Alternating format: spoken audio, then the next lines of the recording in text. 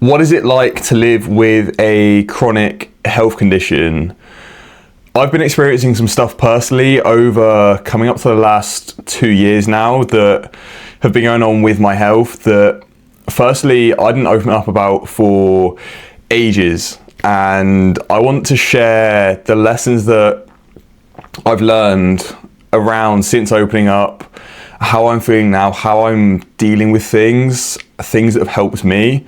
But beyond anything else, my intention behind this video is not for sympathy, it's not for people to feel bad for me because I'm working through it, but more to help other people feel heard.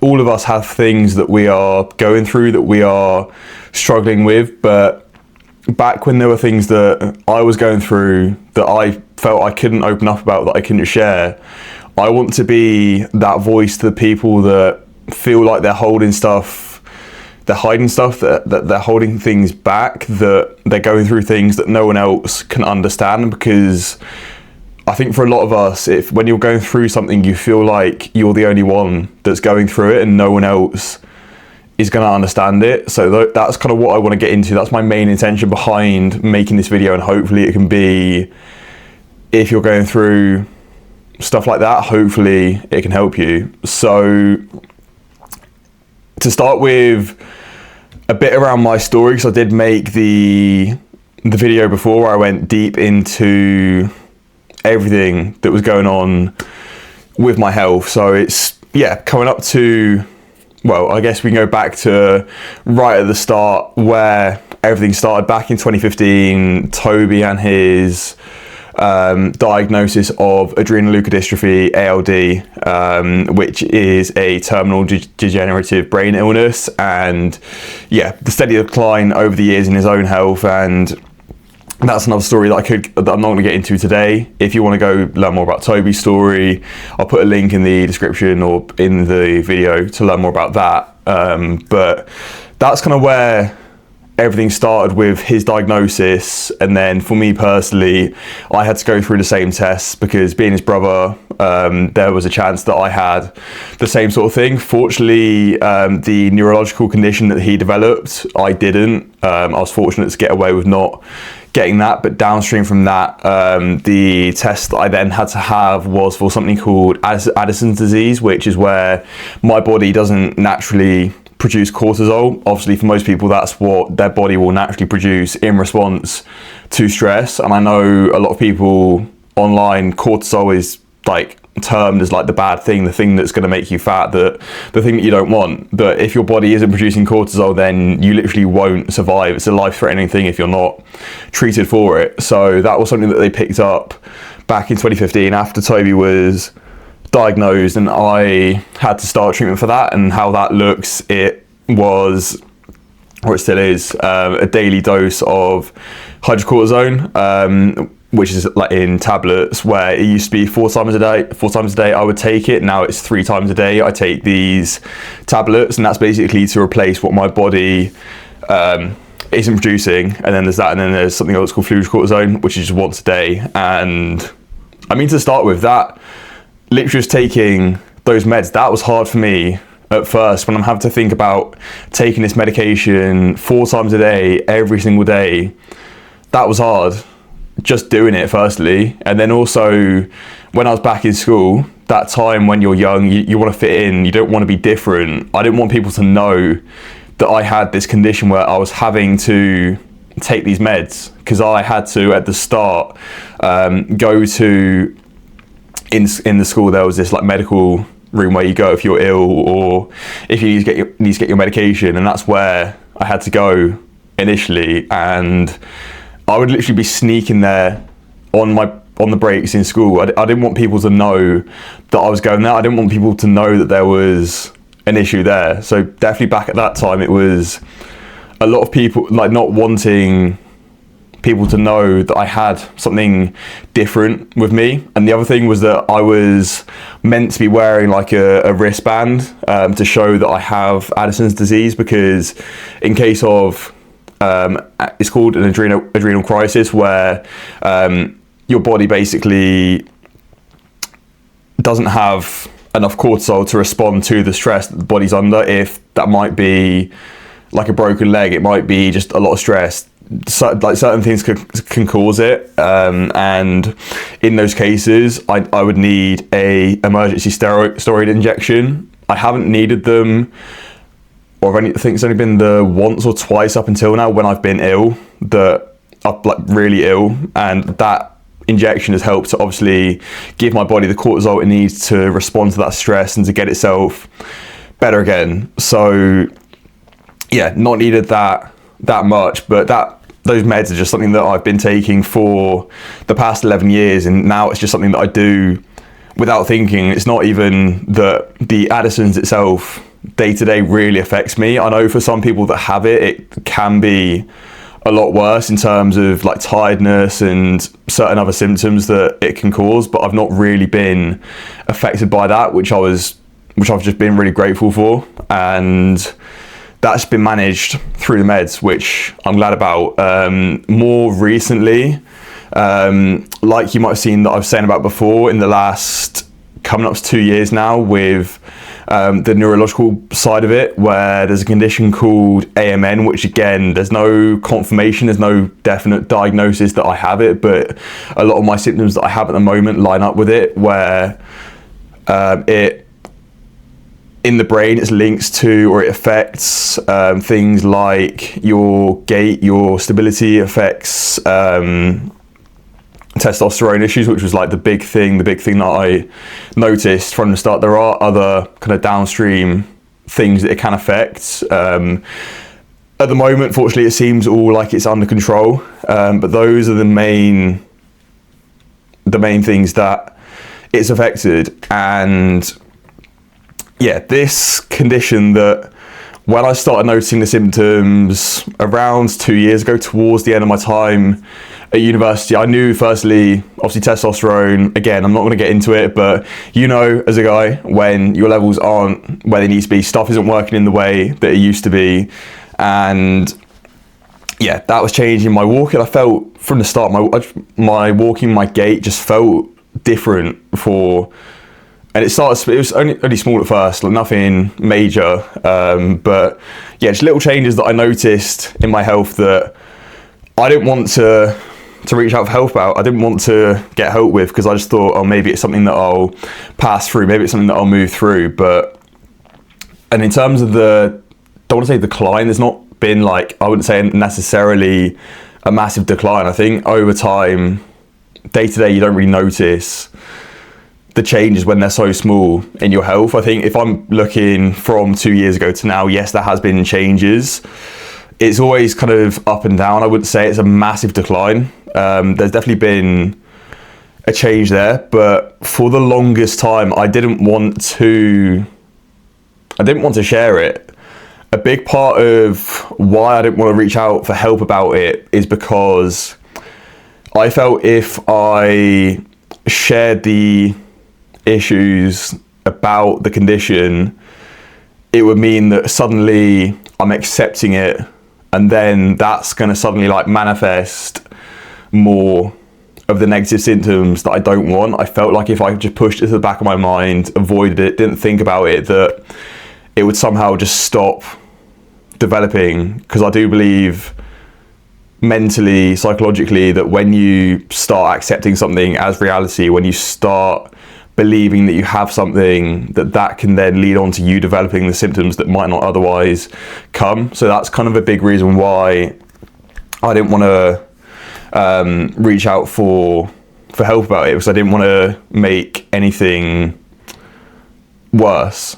But all that really did is, because it all lines up with when I started as a personal trainer in 2024, and I knew symptoms were there, didn't want to share about them, and that probably was a thing that held me back, like physically, in terms of like developing myself. It definitely did, in terms of maybe in the way that I was walking and moving, maybe the way that people perceived me, but I didn't want to share it. And so much time went on, maybe with people knowing that certain issues were there. And I think when you things have been a certain way for so long, you build your identity in a certain way, and people see you a certain way, you don't then want to address something that you've known has been there for ages and ages. Because then I was thinking, what are people going to think if they then realise that I've known these issues have been there, but I've not confronted them for that long, because I knew that the issues were there, and like I said, I didn't want to confront them, partly for fear of the consequences of that, and partly for the way that I thought people would perceive me differently for sharing it. And what I realise now, whatever things that you might be going through, holding it back, trying to deny, I think that's a big thing of it, like denial that you have something, that will never do you any good. It might feel like relief in the short term, but it's that toss up of, like with your fitness, the delayed gratification, like the short-term pain for the long-term gain, where you can keep pushing it away and that keeps you comfortable now, but then you know in the back of your mind there's issues there that you need to confront, that at some point you're going to have to address when things get to a certain point, when they get so bad that you have to do something about them, or even that it's uncomfortable to share, to talk about them now, to get help with them now, but that will be your biggest release, your biggest relief when you get the things out there. And why I'm so passionate about this now is because this is what I've personally found, that since I've shared everything and people know about the story and everything, that is what has now allowed me to finally take accountability and start working on things and improve things. And I think a big thing for me was, for a long time I was going around day-to-day life feeling like I was holding something back, that I couldn't fully be myself. So getting it out there beyond how it affects me, and then doing stuff about it, just sharing it, is huge. It's such a big weight off, because I think obviously most of our day-to-day struggles as humans they're all mental, they're not physical, or sometimes they might be, but most of the time they're not. So just realize that keeping things inside, whether it's physical stuff, whether it's mental stuff that you're going through, will never do you any good. So first thing, just get it out there, share it, and then that's when you can start working on it. And in terms of how it kind of affects me now, because it does still obviously affects me. So since I reached out, I got help with it. I've started working with a physio to help with the stability, the walking, and that side of it I believe it has improved. Admittedly, the stuff that the physio gave me, I'm partly doing it. I'm partly not making it a routine every single day to do it, but I'm doing it. And I think from where I was back in September, October, November last year, things have improved a little bit. On the hormonal side of it, I'm still on treatment for that, and still there's been no noticeable improvement. The levels haven't changed since I've started treatment for it. So I'm in contact with my endocrinologist, who's hopefully going to find a different way to treat it, which will hopefully get around that side of the symptoms. But obviously the issues are still there, but they no longer create the mental, I don't know the right word for it, the constant feeling of tightness and like you're holding something back. Because I've spoken about before, I think a lot of our stress and our like worry are, a lot of it comes back to how other people perceive us. Obviously, a lot of what we do as humans is to try and look better in other people's eyes, and not wanting to share it because you don't want other people to know about it, and you're holding it back. And like I said, since sharing it, you realise that, or I've realised that, firstly, people don't, not that they don't care, people see you in a better way for you having shared it, for putting it out there. Because I think for anyone, it's nice when you see that someone, whether or not they're close to you, that they're going through something, that they're being open about it, because we're all going through our struggles. When you see someone else talk about it, most people want to help someone else that's going through stuff. And it also, I know for me, when I hear other people speaking about their own stuff, that makes me feel heard, because I go through my own stuff. It's not nice they're going through it, but it's nice to hear that they can share their struggles, and then you want to be able to help other people. So that's a big lesson that I've learned, that, because I know, especially as guys, if you're a guy watching this, naturally we don't want to share the stuff that we're going through, the stuff that we might need to get help from, we need to get help on. We want to push through stuff, try and do it alone, have that independence to live for ourselves and help ourselves out, rather than getting help from others for it. And it was hard. It was really hard for me to admit to it and finally start getting help. But that was the thing that changed everything, just reaching out for help about it.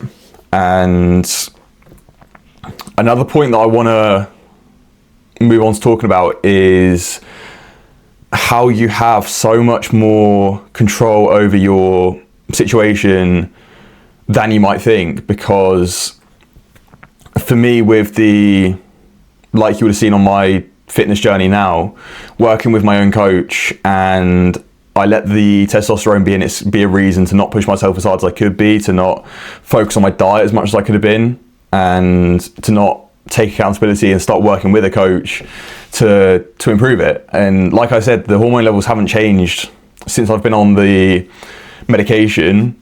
But what has changed is that I've finally taken accountability for doing the right things, and lo and behold, I've, like I said, made more progress in the last 3 months than I have in the past 2-3 years. So there's always so much more that you can do than you think, even if it's not like the total capacity of what a normal, quote unquote, normal person could get to. You can still get so far, and those reasons, those excuses of having a health condition, of having the things, they should never be the reason that you don't push yourself to the full capacity that you're able to. Because in life, there's always going to be stuff that holds us back from that total maximum point that we want to be. Very rarely is that your routine ever going to be perfect. You're going to have work and kids and life and all the other stress to juggle. So things are always going to get in the way. So you're making sure that your routine is working around your life, working within what you can do, and just having the acceptance that you don't need to be giving 100% of a normal person's capabilities. If you can give, say on a day when your energy isn't quite there, but you give all the energy that you do have, you're giving everything, and that's all that really matters. So put any of the excuses, any of the reasons, like a health condition, like anything else, just accept that they're there and just do what you can, because you can do so much more than you think, and it's going to get you so much further on your journey than you think, because you don't need as much as you think you need to make progress. So I think that's the main lesson I want to finish on in this video is the thing of you have so much more control over your circumstances than you think. And when I say that in videos, it's not me just saying it just because I know that I'm young and at first glance like I look like I'm like 18 and people might see me and think that who am I to be talking about this sort of stuff. But life has taught me a lot over the years, and hopefully now it's coming across that why I'm so passionate about speaking to this stuff, why I want to be that voice to the people that feel that they can't speak out and that they can't, or they don't want to like be embarrassed about getting like looking for help on stuff, and yeah, wanting help in their situation. And part of that as well probably comes from the like me being a fitness coach, spending literally like over a year trying to build up my business and with my clients, and do that all while I was hiding all of this stuff and physically maybe not being where like a typical personal trainer might look like, but I did it anyway. And part of my desire in pushing that was probably just to help people who came from or have come from similar situations to like I've been in, to try and be more relatable. And I've always tried to keep in mind that I'm not trying to help people like ahead of me, and people you don't want the person who's right at the very top of the game to help you on your journey. You might do, but quite often people just want that person who's like one step ahead of them to guide them. And that's something that I've always kept in mind, that I want to be the guide to the people who are a few steps behind me, because I'm always comparing myself to the guys that are way ahead of me and I'm seeing how much I'm lacking compared to them. But then it's just reminding myself to focus on the people that are wanting the help, because there are always people behind us who are going to want that help. So that's kind of what I'm focusing on at the moment. And like I said, that's why I'm so passionate about that. So I hope this video, if you have been going through stuff, I hope it helps. Like I said, I think all of us, we all have our struggles going on, whether that is like an actual health condition. And like I said, if you're going through stuff, don't feel bad about reaching out for help about it. People want to help other people that are going through stuff. So for me, that was the biggest thing, was just getting that weight off. But then also just realize that you can do so much more to help your situation than you think. There's so much more you can do, whether it's with your training, with your nutrition, with kind of the stuff that I help people with, or if it's even separate to that. You probably know the things that you can do to better your situation. Maybe you've just not been doing them. So don't use the condition as an excuse. Take control of what you can. Accept that you're not going to be able to maybe be 100% of where you want to be, but that's fine, because that's all we can really do in life, is just do what we can with the cards that we're dealt.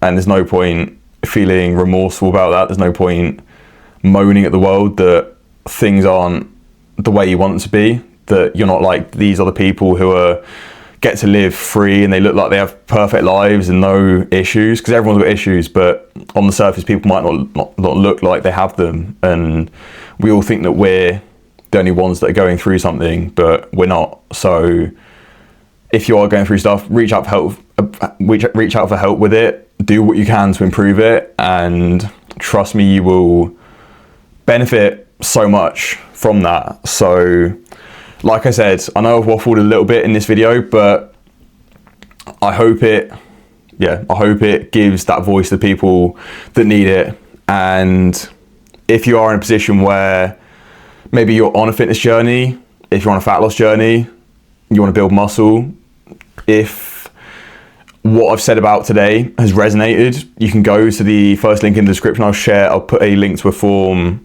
to work with me. You can go over to my Instagram, just drop me a message, or my WhatsApp also on the Instagram, and then we can talk about how things could look for you. Because like I said, I want to be relatable. I'm helping the people who are one step behind me, who want to build muscle, lose fat, build that confidence, and ultimately just live life fully. And part of that is accepting what you can't control, but doing what you can to level up in the areas that you can control. So I'll put those links in the description. Thank you for watching it to the end if you have done, and yeah, I will catch you in the next one.